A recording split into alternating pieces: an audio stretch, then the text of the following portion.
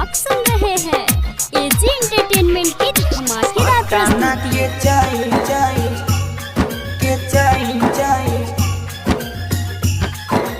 पटाना के चाई तोर दुल्हा लगे चौरी, पटाना के चाई देखिए के हमारा के आवतारवाई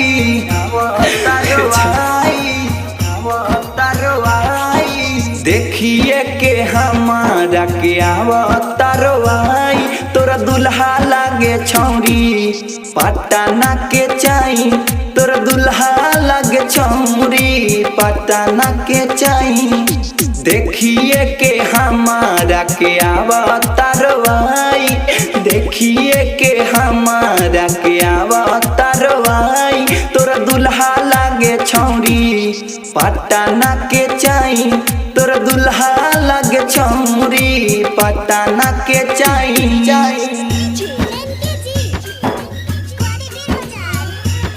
तोरा दुल्हा लागे छौरी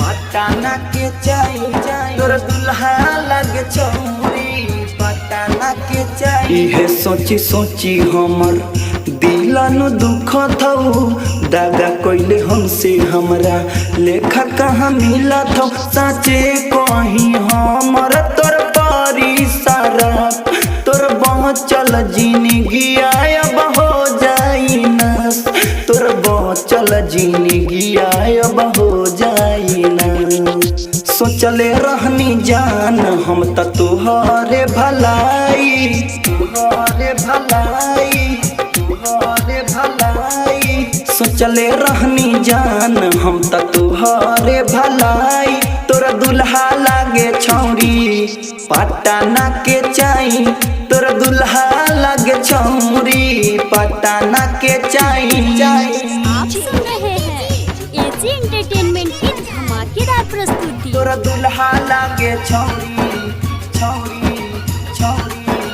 पटाना के चाई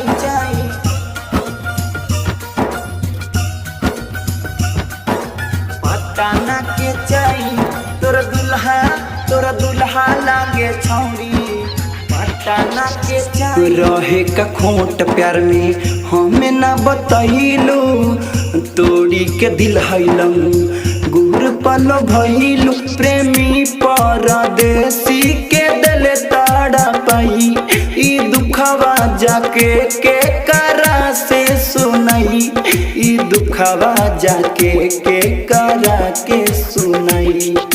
कुनल मीरा किसके याद ससुर में आई, ससुर में आई, ससुर में आई रूपन राम जी के याद ससुर में आई तोरा दुल्हा लागे छौरी, पटाना के चाई तोरा दुल्हा लागे छौरी, पटाना के चाई देखिए के हमारा के आवतारवाई, देखिए के हमारा के आवतारवाई तोरा दुल्हा लागे छौरी, पटाना के चाई तोरा दुल्हा लागे छौरी, पटाना के चाई।